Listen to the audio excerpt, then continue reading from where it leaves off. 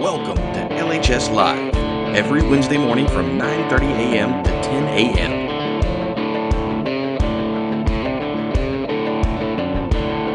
Where you'll hear from new guests every week on relevant topics.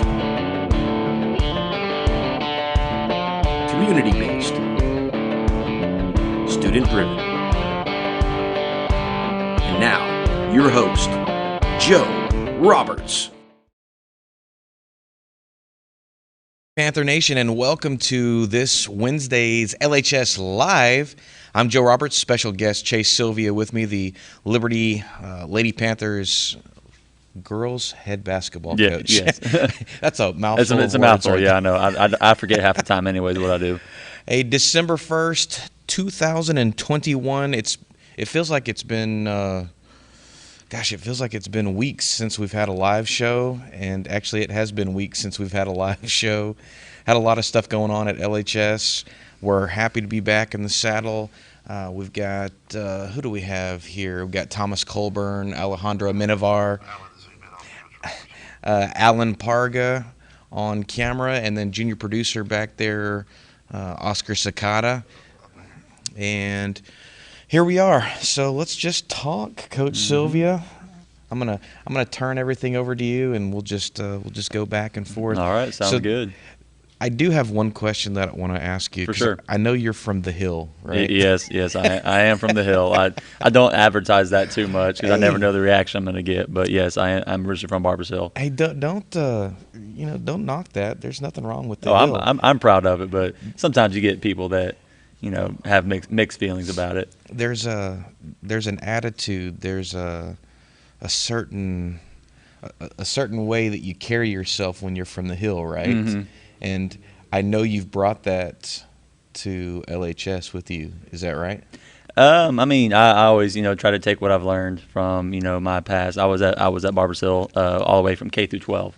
And it's a family thing. My father graduated from there, grandfather graduated from there, so we've been generational from that area. And I'd like to think that a lot of the things I learned from there, I can take with me wherever I go, whether it's here or anywhere else. I'd like to be able to kind of use the positives of that, and then and make an impact here for sure. All right, so you got here. This is your first head coaching gig, is that right? Yes, my first head coaching gig was here at Liberty. And you've had some success, right? Relative success. It depends on the definition. We're going off 2 straight playoff appearances. We have some different goals this year. My goal is we want to make it past the first round of playoffs because, in my opinion, just making the playoffs isn't good enough. We need to strive to improve every year. And so if we're staying stagnant, then what are we really doing? So our goal this year is we want to obviously make playoffs, but then obviously get past the first round for sure. Okay, and we have started basketball season already, right? Mm-hmm. Yes, sir. Pretty well into the, what do you call it, the prepreseason? We call it Predistrict. Predistrict, yeah, okay. Predistrict. So how's that been going? It's been a roller coaster. I'm not gonna lie. We've battled a lot of injuries and a lot of just uncontrollable circumstances. We've had kids getting hurt outside of school on not anything they did wrong, just things that have happened. I've had 3 kids so far who are out right now because of things that have happened outside of their control, outside of school, and and they're all in my varsity. And so it's just I tell my girls every day. Every day we come in, it's a new day almost because we never know what's going to happen. We never know who's going to be here, who's not going to be here. And so we have to roll with the punches. I tell them we have to be flexible. We have to be adaptable to our situation, and we have to find ways to win. We can't let that be an excuse for us. We have to be able to overcome, and certain girls have to step up and do things they may not be comfortable doing, but it's for the greater good of the team. And I've been preaching that, and I'm starting to see little glimpses of it here and there of kids kind of accepting their roles and stepping into new roles and becoming more comfortable and just playing the game of basketball. And so it's the process. It's long and it's something. Not all of it's fun, but it's starting to show itself for sure. So you're really having to test the depths of your bench, right? Absolutely. Well, and that's half the problem is I don't have a bench. We went to the Needleland tournament and we had 6 games in 3 days.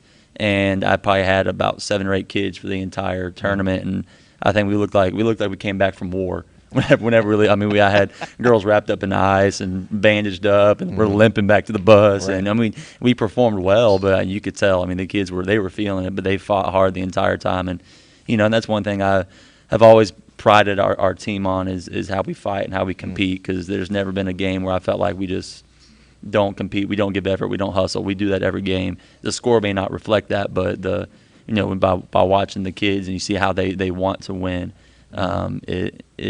it's one of the things I enjoy coaching. That's why I enjoy coaching them so much. I tell you, and I hate to even say it because it makes me sound old, and I guess I keep saying I'm not old, but then I keep looking at the chronological clock, and maybe I am finally. I'm somewhere in the middle. 17 years ago, I coached basketball in my first coaching gig. Really? And there was a game, and this kind of speaks to your bench depth. I was the JV coach, and I had to go into the weight room probably about 20 minutes before our game to find two guys because I only had three. Yeah. So I played the game with five guys. Two of them hadn't been playing. Right. Just, yeah, coach, I'll go in there and play. And we ended up winning. In fact, one of the guys that I pulled out of the weight room ended up staying with it. Yeah, staying with it. Playing. Hey, there's sometimes I've half a mind being like, hey, who's next? Hey, you. All right, come on, let's go. But I mean that's just part of it. You go in with a plan, and then inevitably that plan changes or things happen that you can't control, and you have to adjust. And how you adjust and how you get your team to adjust can really, make or break some games, make or break your season, really. It's always fun to talk to coaches because I think all of us have the same sort of mentality. Coach, you just won the state championship. Well, yeah, but I was missing my star player, and we got out rebounded, so that wasn't good. Right. Well, I feel like as a coach, and I think you're right. As a coach, we're gonna find something that we weren't happy with. Mm-hmm. Like you could win the state championship and be like, man, but you see how many free throws we missed, or you see how many turnovers we had. Like that was terrible, But that's just, I think, we expect our kids to perform. We expect perfection, and not saying we're going to reach it every day, but that's our goal, at least. Our goal is to, hey, we want to do everything. And I preach to my kids, we're going to execute. Every single game. We had to execute the plays, execute the fundamentals. We have to execute. So, whenever we don't execute, that's what, we focus on. We celebrate the win, or we take the positives out of a loss, but then we go back to practice. What did we not execute? And that's what we're working on that day. So the Lady Panther athletic programs historically, at least since I've been here, have generally always been fairly successful. When you came in a couple of years ago, was it a shock for the girls with the stuff that you were trying to institute, or were they used to it? Were they ready for it? I could definitely tell when I came in my first year, and I started throwing some terminology out there. I started throwing some plays at them, and I could see their heads just like what is going on? What are you saying? The elbow. I've never heard of what the elbow is before. So coming in, and that was probably one of my biggest challenges is, I grew up playing basketball my entire life. And so as I've grown, I mean, pretty much ever since I could walk, my parents always said I was never happy unless I had a ball in my hands. So as I got older and I stayed in the game, I learned the terminology. I learned all the things. I was able to gain this knowledge of the game. And then I came here, and it's not necessarily the case. We have some kids who eat, sleep, breathe basketball, but we have kids who, they play it because they enjoy the game, but they haven't been playing their whole life. They've only maybe been playing a couple of years, or maybe it's their first year playing. And so just that was a culture shock for me, trying to adjust to that and be like, okay, they may not know what that means. I have to be the one that shows them and teaches them what this means and how it should look, how it should be done. I think maybe that's, and again, I'm saying things that make me sound old. And I don't want to do that. In my day, we didn't. When I was younger, when I was playing, and probably the same thing for you, didn't have the distractions that the kids have today. And so when I came up, it was, man, as soon as I got up, I was outside doing something, some kind of sport, something. There was no internet. Wow. Yeah, right. Yeah. There was no technology to get in my way.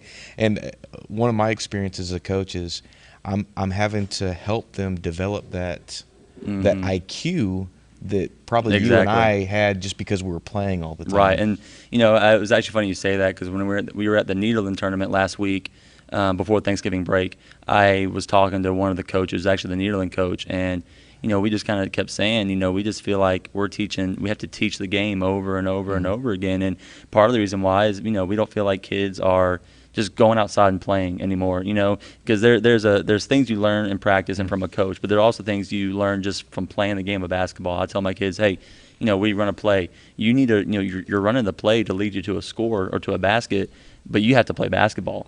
Meaning, if there's something happens and you can read or you can, make a move, just play basketball, And so I feel like we're seeing less of that, just kids going out in the driveway and just working on different, moves and, pretending, like every kid has that stereotypical, in the driveway by yourself at night and, all right, 5 seconds left, here's the game on the line, last shot, 3, 2, and then they take that shot and they make it and go crazy. But they're by themselves, but they don't play those images or those scenarios in their heads, and that actually, it's just so important just for learning the game, and that's really for almost any sport. Well, you're bringing back some fun memories, and a producer kind of chirping in our ear a little bit, and he actually said something that I was just about to ask you. I was one of those weird kids that when Atari, I went from Atari to NES and then SNES, and as it progressed, I would get the sport games, Madden and NBA, whatever it was called, Live or whatever it was called, and I would play the game. And they always had these functions on there that would show you how the plays worked. Yeah. And I was the weird kid that wanted to know why the play worked. Why did I just score with right? That? How did that happen? Yes. And so, I talk to my guys all the time about that. Are you playing your video games to learn or just to trash your friends? Which that's fun too. Right. Well, I know, like I played Madden when I was a kid. But I was the one, I just, hey, what should I run? Ask Madden, ask Madden, ask Madden. All right, run it. Boom, we score. Good job, Madden. that was my go-to. If I look at it, that doesn't make any sense. Ask Madden. All right, we're good. Yeah. It just every generation has their own peculiarities, and it just that's one of those kind of cool things to look back on. And I think and I'm not far removed from the generation. I'm only 26, but at the same time, bite your tongue. Yeah, I know. But at the same time, my childhood was different than a lot of these kids' childhood, and just how I was raised was different. But I think one of the things we're trying to figure out is how can we incorporate this generation's habits and strengths into positivity, right? So we see kids spending more time on phones, they're spending more time indoors. Obviously COVID didn't help with any of that either. Right. So it's saying, okay, well, what can we do to kind of intertwine that? So if they're going to be indoors or if they're going to be on their phones, how can I put something basketball related in their hands? So for example, I can give kids access to the Huddle account, which is where all of our basketball film is stored. So I'm saying, hey, if you're going to be sitting at home playing on your phone, you might as well be watching the game that we played last night and seeing and watching what you did, right? If you're on your phone anyways, try to do that, or go watch this YouTube video of this guy teaching this specific move or teaching this play and watch that and study it, and then we'll try it in practice. So I'm trying to find ways to incorporate kind of what they're used to and their habits, but to actually turn it into positivity and to where it can actually help us. So are you having to teach them how to watch video? Or are you just kind of giving them the tool and saying go? No, I definitely have to teach them because inevitably, we'll watch film as a team, and in my mind, I'm saying, hey, this is what we're watching. I need y'all to see what we did wrong, or what we need to improve on, or why this happened, right? And then they're watching film, they're saying, look at that girl, see what she just did. Yes. They're laughing because some girl fell on the ground, or they're laughing at someone in the stands doing something. So we're watching two completely different games. So, I'm having to go in and say, hey. No, I've done this before, and where I give them a sheet, and it's basically a film sheet. So as they're watching, they're writing down strengths and weaknesses of themselves and the team. What were the 3 strengths of the team you saw? What were the 3 weaknesses? What are the 3 strengths that you had? What are the 3 weaknesses you had? And at the end, we'll kind of go over that. So it gives every kid a chance to self-reflect on their performance in the game. So it's one of those things. If I just tell them to watch it, they're going to fall asleep, or they're going to lose. They're not going to be able to pay attention. But if I give them something to actually focus on while they're watching, I've actually seen some positivity come from that. Awesome. All right, you're watching LHS Live. We're about halfway through this. I've got special guest Chase Sylvia, and we're going to, are we ready to take our little 30-second break? Going to take a 30-second break with a little advertisement. Perfect. We'll be right back after this. Judge for yourself where Ebenezer's heart truly lies. And now, Charles Dickens, A Christmas Carol. All right, that wasn't 30 seconds, but that's okay. That's bad.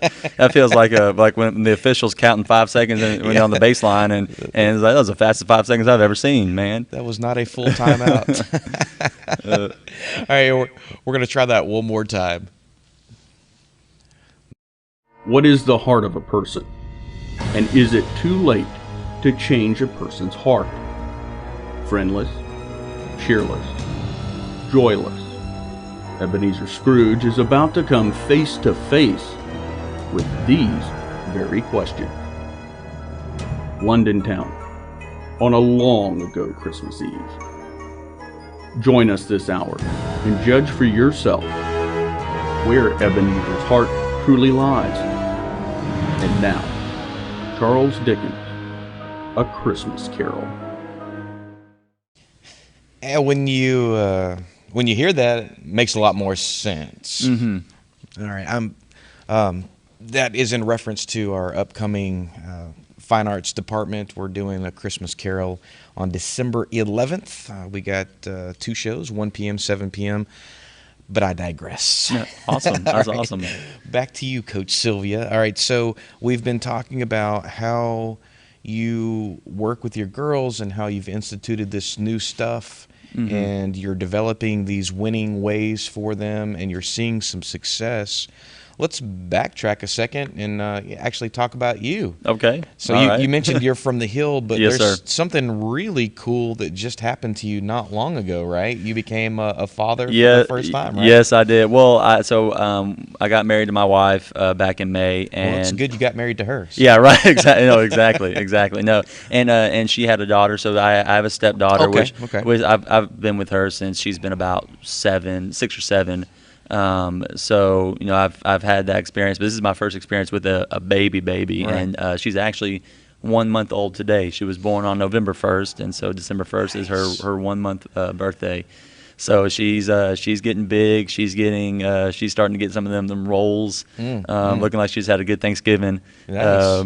But no, she's doing great. And my wife has been awesome. She's been staying home with her and taking care of her. And she's going through the phase right now where she doesn't like to be sat down or laid down. She wants to be held. Right. So my wife is trying to figure out, okay, how can I hold this baby, but then also do all the things at home or get things done, and she's having some trouble with that. But so far it's been a really awesome experience. Man, they are so fun when they're super tiny and they can't move around. Mm-hmm. I remember when my oldest was born, and man, he had so much fun. But then when he started walking or moving around, oh my gosh, Yeah. no more naps, no more. None of that. None Well, of that's all out the that's what window. everyone said. Hey, when the baby sleeps, you sleep, and so we've been doing that pretty well. But and really, when they're this young, they either need to eat, sleep, or have a diaper change. And that's about Right. it. That's about it. So she's pretty easy to figure out right now. I'm whenever you start throwing some personality and emotions in there, that's when it's going to be a little more. It might be a little more challenging to figure out what needs to be done. But like I said, so far it's been a huge blessing to our family. We've been very blessed with all the love and support from friends and family throughout the process, and it's been and especially here at Liberty as well. I've had multiple people ask me, how she's doing, or just ask me how everything's going, and just having that kind of knowing that people care about me and my family that much while I'm here. Just that's the family aspect of being here at Liberty. All right. You said something really great. I'm looking forward to my golden years, so the full circle can Right. come back. eat, sleep, diaper change. Exactly right. I've already told my wife. I'm like, I'm gonna enjoy that.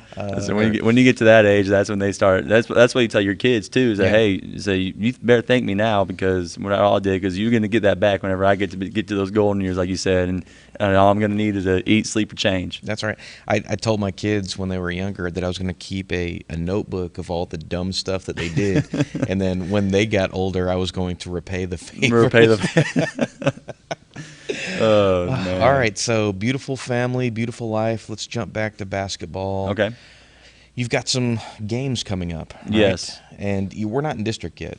Well, so or are we? We're getting very close. So we just played at West Orange Stark last night. Then we are in the Barbers Hill Gulf Coast Classic tournament this upcoming Friday and Saturday. And that was going to be a challenge. We're actually the only 4A team in this tournament. All the other teams are 5A, 6A. So, and I did that by design. I knew that it was going to be a challenge, but I have to put my kids through a challenge. And I've told them, I said, hey, this next week you're going to be challenged mentally, physically, emotionally. I mean, it's going to be tough.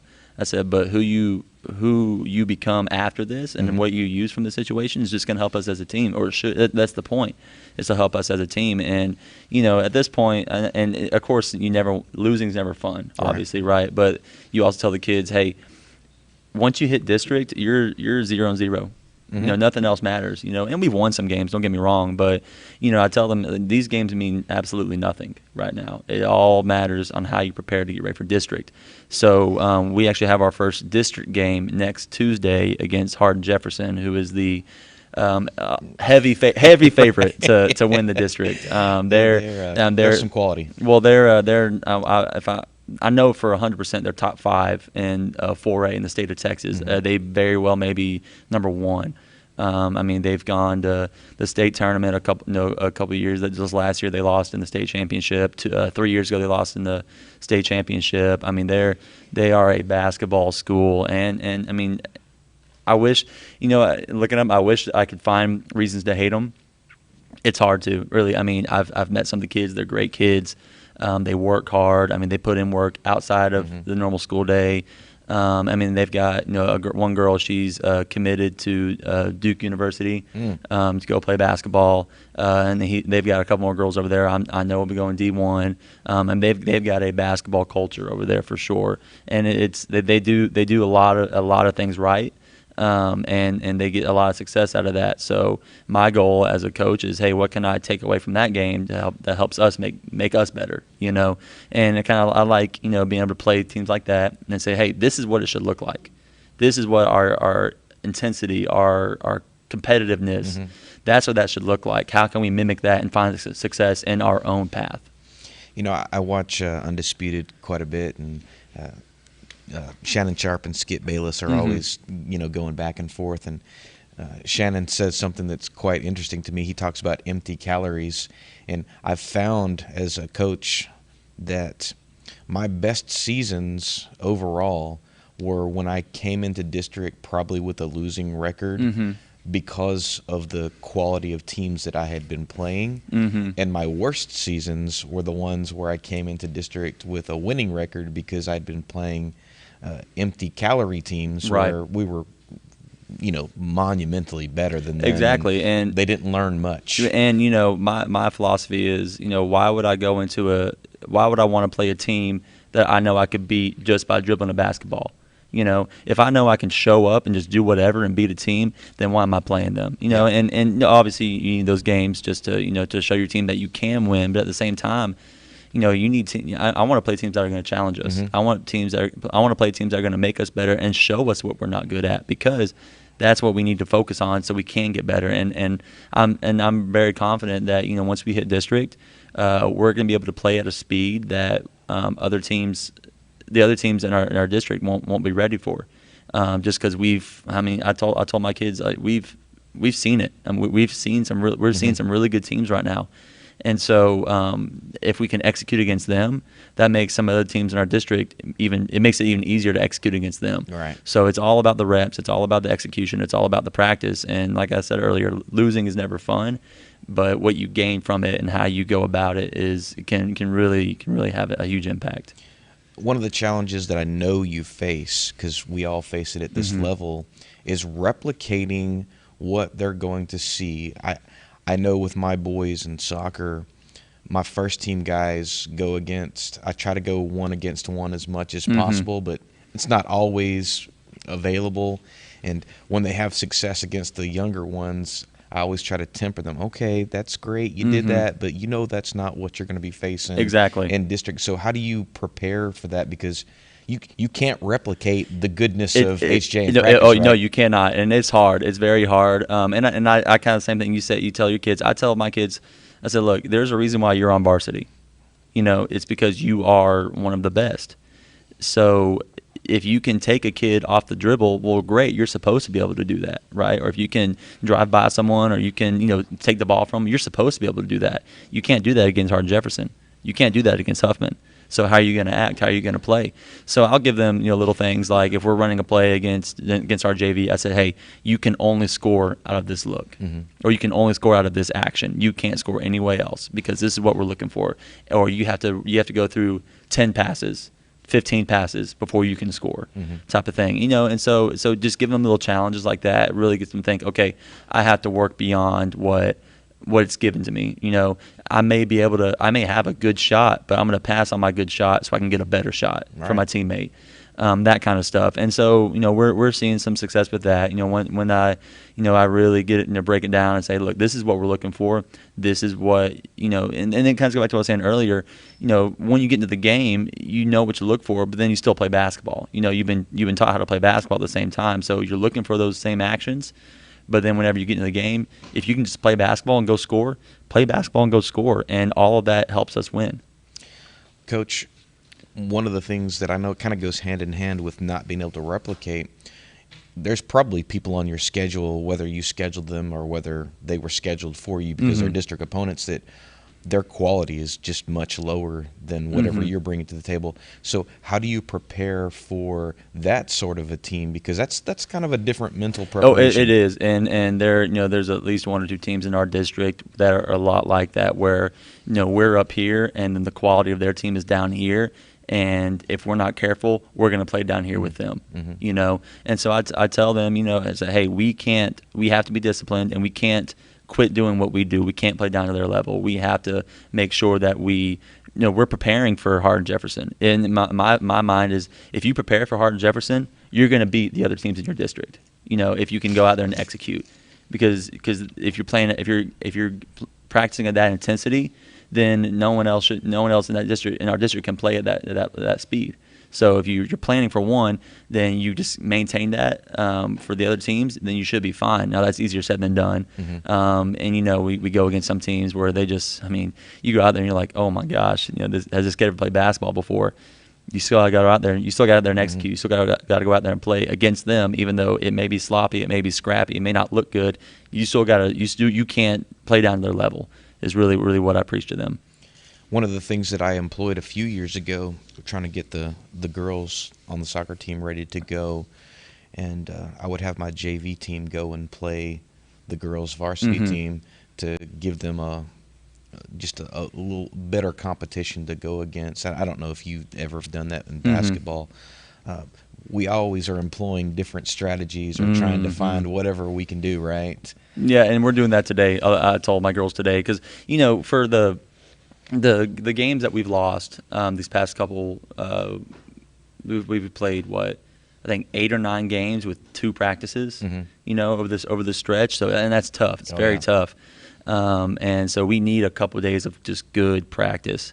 And so today we're going to go against the JV, and I'm going to preach to my kids, hey, we're looking to execute our stuff, our plays, what we do well. We're looking to execute those. We're not going to just score just because we know we can score. Well, I want to score specifically out of these looks because that's what we want. Because if you can't score, if you can't drive to the basket on somebody, what are you going to do next? When the play breaks down, what are you going to do next? Remaining consistent, remaining calm and composed and running our stuff. So, and like I said, sometimes it's hard to run to the JV just because, like I said, there is a difference in varsity and JV, obviously. So sometimes you feel like, you don't get as much of a look as of a quality look from the JV, but sometimes, like you said, it is necessary to, if you need to slow it down, break stuff down, and get your kids to realize, hey, this is what we need to look for. If we can run against them, then we can and get that repetition down. Then we can start running it against varsity teams. Well, I know you battled a kind of a cool problem. Several of your better players were on the volleyball team that went to the playoffs and did some good things there. Absolutely. Madison Goodo, yes. I know she was a big hitter for the volleyball team, and she's one of your major weapons right Absolutely. now. Her and Morgan Bond's another one. Katrina Tran came out and played. Brianna Battalion came out and played. Elisa Frige, which she's not back yet, but she will be back soon. They all came from the volleyball team. And I hope I didn't miss anybody, but I'm pretty sure that's it. But anyways, they, it's tough, but you know what? I like our kids being in multiple sports because it keeps them in shape, it keeps them ready, and there are things that they work on in volleyball that actually will translate to basketball.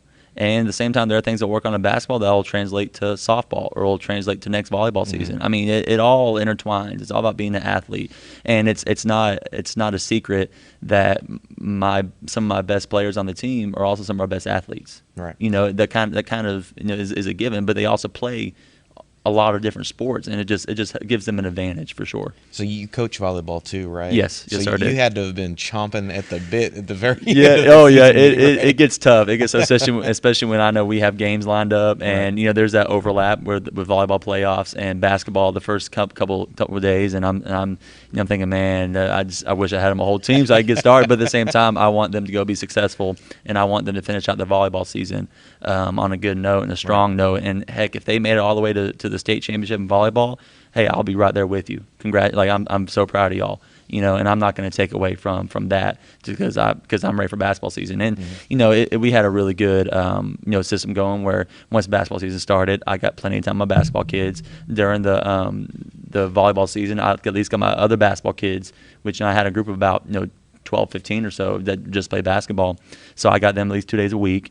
So we had a good system going where I still felt like we were getting work done on basketball, but then I was also able to help focus on volleyball and help them be successful. Oh, that's great, Coach. All right, you made it. You completed that a was successful easy. show. Yeah, absolutely. Nobody died. We didn't fall sure? off. All right, you've been watching LHS Live. I'm Joe Roberts, special guest Chase Sylvia, the Liberty Lady Panther head girls basketball coach. Tournament this weekend. Yes, home. Sir. Opening up district next Tuesday. Yeah, opening up district next Tuesday. 4:30. JV will be at 4:30, and varsity will be at 6 o'clock. Okay. So it'll be a good game. It's always fun to watch good basketball teams go against each other. So it'll be a good game for sure. All right, home district opener next Tuesday. Yes. All right, be sure to tune in next Wednesday where we're going to have another interesting guest to be named later. Again, LHSlive.net. I'm Joe Roberts. We'll see you next week. Thank you so much.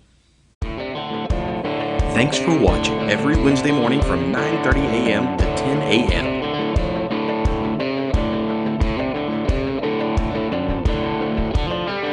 New guests every week on relevant topics. Community-based, student-driven. Don't forget to tune in next week for LHS Live.